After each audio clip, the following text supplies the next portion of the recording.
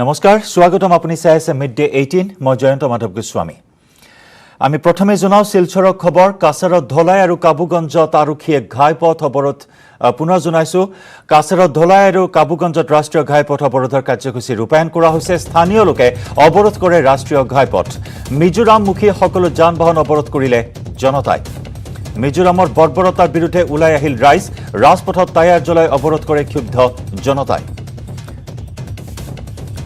আৰু এখিনি ঘাইপুলৰ ঘটনা সন্দৰ্ভত মুখ্যমন্ত্ৰী ডক্টৰ হিমন্ত বিশ্ব শৰ্মাই সম্বোধন আপোনালোকে কাভাৰেজো কৰিছে যোৱা প্ৰায় 6 মাহৰ পৰা মিজোৰামৰ কিছু ব্যক্তিয়ে আৰু পুলিচে অসমৰ সীমাত অধিগ্ৰহণ কৰাৰ বাবে প্ৰায় 5টা সেক্টৰত প্ৰয়াস আৰু প্ৰচেষ্টা চলাই আহিছিল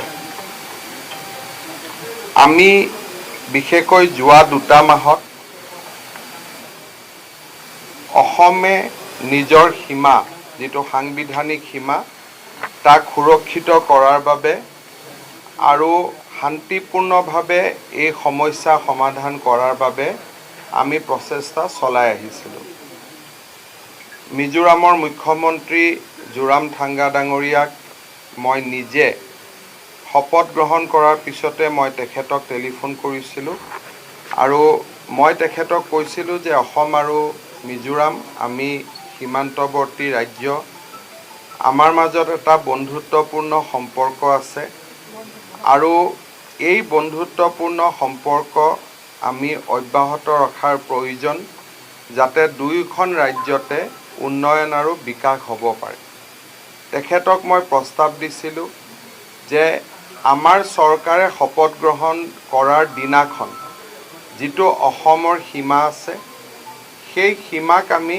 স্যাটেলাইট দি ফটোগ্ৰাফি কৰিম আৰু সেই ফটোগ্ৰাফি যি ধৰণৰ ষ্টেটাস কো আহে তেনেকুৱা ধৰণৰ ষ্টেটাস কো আমি মেইনটেইন কৰিম মিজোৰামৰ মুখ্যমন্ত্ৰী ডাঙৰীয়াই মোক পত্ৰ লিখি জনাইছিলে যে এই কথাত তেখেতৰ কোনো আপত্তি নাই আৰু মুখ্য সচিব পৰ্যায়ৰ বৈঠকৰ তেওঁ পোষকতা কৰিছিল যোৱা 8 তাৰিখে নতুন দিল্লীত দুইজন মুখ্য সচিবৰ মাজত বৈঠক হৈছিল আৰু মুখ্য সচিব পৰ্যায়টো অসমৰ পৰা আমি কৈছিলো যে আমাৰ যি ধৰণৰ ষ্টেটাস কো আছে আপোনালোকে 10 মে ধৰক 6 মাহ আগৰ ধৰক বা আজি ধৰক স্যাটেলাইট দি আপোনালোকে সীমাটো নিৰ্ধাৰিত কৰক আৰু সেই সীমা নিৰ্ধাৰিত কৰাৰ পিছত তাতে আমি স্থিতা অৱস্থা বাহাল ৰাখিব লাগে কিন্তু সিদিনাখন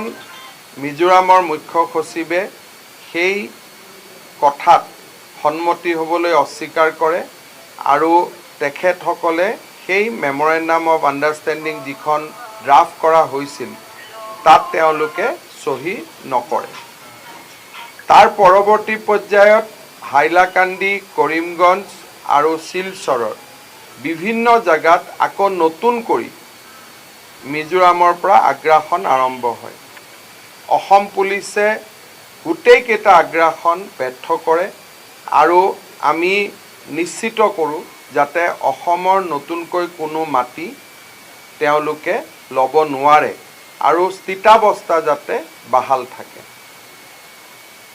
যোৱা এমাহ ধৰি বৰাক উপত্যকাৰ কৰিমগঞ্জ হাইলাকান্দি আৰু শিলচৰত এই ধৰণৰ ঘটনা ঘটি আছে আৰু বিভিন্ন পৰ্যায়ত ব্যৱস্থা লৈ থকা হৈছিল যাতে অসমৰ সীমা সুৰক্ষিত হৈ থাকে আৰু প্ৰতিদিনেই আমি মিজোৰামৰ লগত কথা বতৰা পাতি আছিলোঁ যোৱা 25 তাৰিখে আমাক ডিএফও শিলচৰে আমাক এটা ৰিপৰ্ট দিয়ে যে তেওঁলোকে যেটো আমাৰ ইনাৰ লাইন ফৰেষ্ট আছে সেই ফৰেষ্টৰ ভিতৰত নতুনকৈ এটা ৰাস্তা বনাবৰ কাৰণে আৰম্ভ কৰে তেতিয়া আমাৰ ডিসি ডিআইজি আইজিপি আমাৰ গোটেই মানুহখিনি তাতে যায় আৰু যাওঁতে দেখা পায় যে অকল ৰাস্তা এটাই বনোৱাই নহয় তাত নতুনকৈ পুলিচৰ চকীও তাত প্ৰতিষ্ঠা কৰা হৈছে অসম পুলিচে কলাশিবৰ এছপিক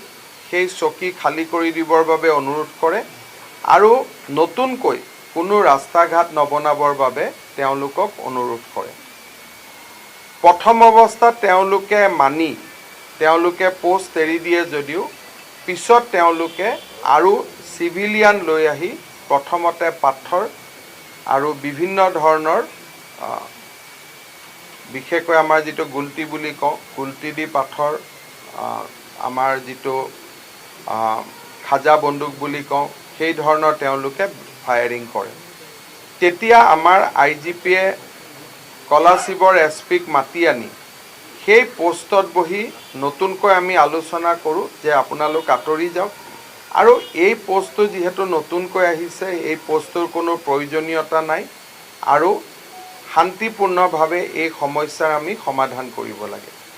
যেতিয়া SP আৰু DIGৰ মিটিং চলি আছে, সেই সময়তে পাহাৰৰ ওপৰত তেওঁলোকে পজিশ্যন লৈ আছিলে আৰু পাহাৰৰ ওপৰৰ পৰা প্ৰায় আধা ঘণ্টাতকৈ বেছি সময় LMJD ফায়াৰিং খোলে আৰু it was a continuous bus আৰু সেই ধৰণৰ ফায়াৰিং সাধাৰণতে নহয় এক্সেপ্ট যদি সীমান্তত কেতিয়াবা বেলেগ দেশৰ লগত হয় বেলেগ কথা, but it was a continuous firing for 30 to 35 minutes. এই গোটেই ফায়াৰিঙত প্ৰায় 42জন অসম আৰক্ষীৰ ব্যক্তি আৰু জোৱান আহত হয়, ইনক্লুডিং ছুপাৰিনটেণ্ডেণ্ট অফ পুলিচ কাছাৰ। পৰৱৰ্তী পৰ্যায়ত আমি শিলচৰ মেডিকেল কলেজলৈকে তেওঁলোকক লৈ অহাৰ পিছত আমাৰ 5জন জোৱান Swapan Kumar Roy, ABC Liton Shuklabaidya, constable Shamsuzzaman Barbhuiya, constable Marjul Haque Barbhuiya আৰু কনষ্টেবল নজমুল হুছেইন এখেতসকলে মৃত্যুবৰণ কৰে। যিটো সময়ত ফায়াৰিং চলি আছিল বা ফায়াৰিঙৰ এই গোটেই ঘটনা হৈ আছিল, মিজোৰামৰ মুখ্যমন্ত্ৰীৰ লগত কালি দিনত মই 6 বাৰ টেলিফোনত কথা পাতি আছিলোঁ। মই তেওঁৰ লগত 6 বাৰ কথা পাতিছোঁ আৰু ভাৰতৰ গৃহমন্ত্ৰীয়েও সেই সময়ত 2-3 বাৰকৈ আমাৰ দুয়োজনকে টেলিফোন কৰি আছিল আৰু টেলিফোনত কথা হওঁতেও জোৰামথাংগা ডাঙৰীয়াই মোক প্ৰস্তাৱ দিলে যে আপুনি আইজললৈকে আহক আৰু আমি ষ্টেটাছ কোৰ কাৰণে আমি এখন এগ্ৰিমেণ্ট কৰিম। মই জোৰামথাংগা ডাঙৰীয়াক ক'লোঁ যে মই হাফলঙতে আছোঁ, লাগিলে মই অহাকালি গুচি যাম। অসমে শান্তি বিচাৰে আৰু যিকোনো আপুনি যি ধৰণে বিচাৰে, খালি এটা নিৰ্ধাৰিত ঠিক কৰি লওক যে আজিৰ সীমা, পৰহিৰ সীমা, চৌথা দিনাৰ সীমা, আমাৰ কোনো আপত্তি নাই, কিন্তু সদায় সদায় যিটো চলি আছে সেইটো বন্ধ হ'ব লাগে। কাৰণ অসমে বিকাশৰ ৰাস্তাত যাব খোজে, অসমৰ এইবিলাক কৰিবৰ বাবে সময় নাই। আমাৰ কথাটো হ'ল যে আপোনালোকে এটা সীমা নিৰ্ধাৰণ কৰি লওক, য'ত আপোনালোক তাৰ পৰা নাহে, আমিও তাৰ পৰা নাহোঁ আৰু স্থায়ী সমাধানৰ কাৰণে ভাৰত চৰকাৰক দায়িত্ব দিয়ক। ভাৰত চৰকাৰে যি ধৰণে সীমাটো হিচাপ কৰিব বিচাৰে আমাৰ কোনো আপত্তি নাই। যেতিয়া ফায়াৰিং চলি আছে তেতিয়াও মই জোৰামথাংগা ডাঙৰীয়াক কৈছোঁ যে ইটো ফোনত মই খবৰ পাই আছোঁ ফায়াৰিং চলি আছে, SPয়ে গুলি খাইছে, আপুনি কণ্ট্ৰল কৰক। তেতিয়া তেওঁ কৈছে আই এম ভেৰি ভেৰি চৰি। তেওঁ বাৰে বাৰে সেই শব্দটোকে কৈ আছে। যি নহওক, কালিৰ ঘটনাটো অত্যন্ত দুৰ্ভাগ্যজনক, কিন্তু এটা কথা অসমৰ ৰাইজক মই ক'ব খোজোঁ যে নতুনকৈ অসমৰ 1 ইঞ্চি মাটিও কোনেও ল'ব পৰা নাই। অলদো আমাৰ মানুহে আত্মত্যাগ দিছে, আমাৰ মানুহৰ মৃত্যু হৈছে, কিন্তু এটা ফুটা মাটিও আমাৰ পৰা ল'ব পৰা নাই, 5 জাগাতে ল'ব পৰা নাই। আমি সম্পূৰ্ণভাৱে আমাৰ সীমা সুৰক্ষিত কৰিছোঁ আৰু এতিয়াও সংঘৰ্ষৰ জাগাত আমাৰ পুলিচ তাতে মোতায়েন হৈ আছে, যাতে তেওঁলোকে কোনো কাৰণতে নতুনকৈ অসমৰ মাটি দখল কৰিব নোৱাৰে। আগে পিছে যেতিয়া সংঘৰ্ষ হয় তেতিয়া আমাৰ মাটি দখল হয়, কিন্তু এইবাৰ আমি নিশ্চিত কৰিছোঁ যে অসমৰ যাতে অলপ মাটিও কোনেও লৈ যাব নোৱাৰে আৰু আমাৰ 5জন জোৱানে মৃত্যুবৰণ কৰাৰ পিছতো এতিয়াও আৰক্ষী তাতে মোতায়েন হৈ আছে আৰু আৰক্ষীয়ে নিজৰ পজিশ্যন লৈ আছে আৰু আমি কোনো পধ্যে 1 ইঞ্চি মাটিও আমি এৰি দিয়া নাই। ভাৰত চৰকাৰে আমাক যি ধৰণে নিৰ্দেশ দিছিলে, যিটো পোষ্ট মিজোৰামে স্থাপন কৰিছিল, যিটো ৰাতিপুৱা আমি লৈছিলোঁ, ভাৰত চৰকাৰে আমাক কৈছিলে যে পোষ্টটো CRPFক দি দিব লাগে। আমি লগে লগে পোষ্টটো CRPFক হেণ্ডঅভাৰ কৰিছোঁ। মিজোৰামে ভাৰত চৰকাৰৰ কথা এতিয়াও মানা নাই। পোষ্টটোৰ পৰা মিজোৰাম পুলিচ আঁতৰি যোৱা নাই, কিন্তু অসম পুলিচে পোষ্টটোৰ পৰা আমি আঁতৰি 100 মিটাৰ দূৰত বহি আছোঁ, যাতে ভাৰত চৰকাৰৰ নিৰ্দেশ আমি পালন কৰিব পাৰোঁ। কাৰণ আল্টিমেটলি দুখন ৰাজ্যৰ সীমা কি হ'ব তাক ভাৰত চৰকাৰে নিৰ্ধাৰণ কৰে। মই ভাবোঁ যে মিজোৰামৰ চৰকাৰে, মিজোৰামৰ মুখ্যমন্ত্ৰীয়ে ক'ৰবাত নহয় ক'ৰবাত অনুশোচনা কৰিব যে এনেকৈ LMGৰ ফায়াৰ নিজৰ দেশৰ নাগৰিকৰ ওপৰত তেনেকৈ ক'তো কোনেও নুখুলে।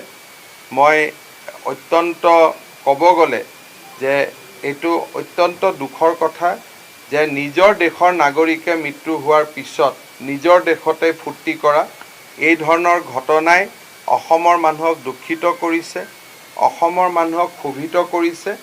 কিন্তু এটা কথা স্পষ্ট যে যিকোনো মূল্যৰ বিনিময়তে অসমে নিজৰ সীমা সুৰক্ষিত কৰিব আৰু ভাৰত চৰকাৰে আমাক যি পৰামৰ্শ দিব সেই পৰামৰ্শ মতে আমি আগবাঢ়ি যাবলৈ আমি প্ৰস্তুত হৈ আছোঁ। আমাৰ অসম আৰক্ষীৰ যি 5 গৰাকী জোৱানৰ মৃত্যু হ'ল, প্ৰতিগৰাকী জোৱানৰ পৰিয়াললৈ মই 50 লাখ টকাৰ একোটা আৰ্থিক সাহায্য ঘোষণা কৰিছোঁ। তেওঁলোকক আমি 50 লাখ টকাকৈ কম্পেনচেশ্যন দিম আৰু তেওঁলোকৰ পৰিয়ালত আমি এটাকৈ চৰকাৰী চাকৰি দিম। They will get A government job এজন কৰি, আৰু তেওঁলোকক চৰকাৰে 50 লাখ টকাকৈ তেওঁলোকে চৰকাৰক আগবঢ়াব।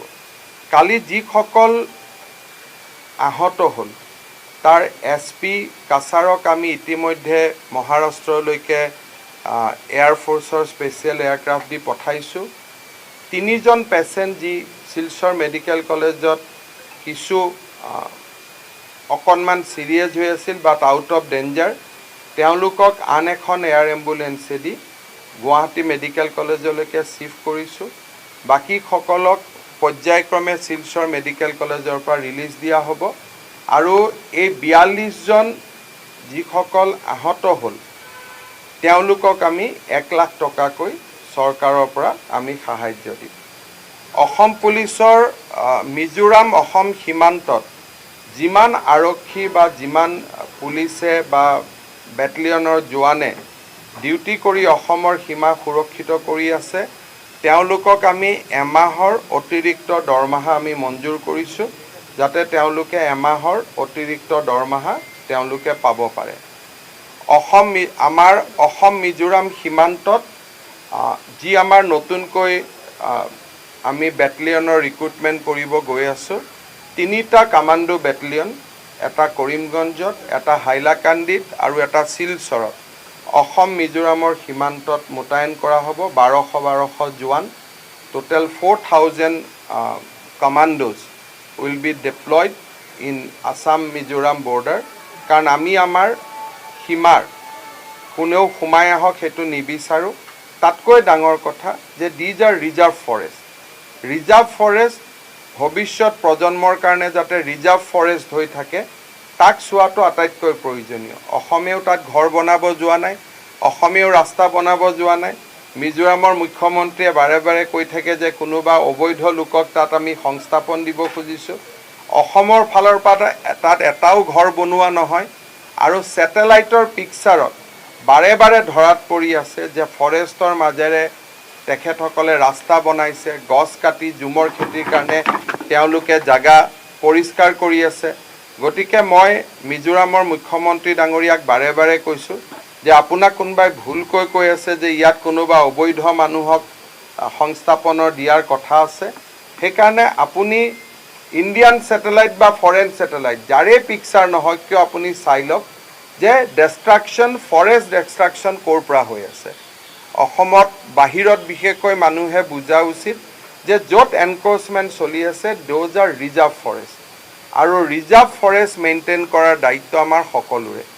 আমি এই ৰিজাৰ্ভ ফৰেষ্ট কেইখন যাতে মেইনটেইন হয় আৰু অসম মিজোৰাম সীমান্তত যাতে শান্তি অৱস্থা বাহাল থাকে, ষ্টেটাছকো যাতে কোনেও পৰিৱৰ্তন কৰিব নোৱাৰে, Assam government has also decided to move supreme court of India with a shoot যে ইয়াতে আপোনালোকে এই গোটেই বিবাদটোৰ ওপৰত যাতে ফৰেষ্ট ডিষ্ট্ৰাকশ্যন নহয়, ৰিজাৰ্ভ ফৰেষ্ট যাতে কোনেও ডিষ্ট্ৰাক্ট কৰিব নোৱাৰে, সেই সিদ্ধান্তৰে আমি সুপ্ৰিম কোৰ্টলৈকেও যোৱাৰ বাবে আমি সিদ্ধান্ত লৈছোঁ। আপোনালোকৰ যদি কিবা প্ৰশ্ন আছে আপোনালোকে সুধিব পাৰে। Sir, will you agree that Zoramthanga and government of Mizoram actually backstep the NEDA alignment or Assam government? Look, this is not a political issue. I don't know why people are bringing NEDA and other things. This is a boundary dispute between the two states. This is not a political issue. We are not counting votes at this moment. This is not a political issue. This is a long-standing border dispute. When both the side Congress government was there, that point of time also that this dispute was there. When Mr.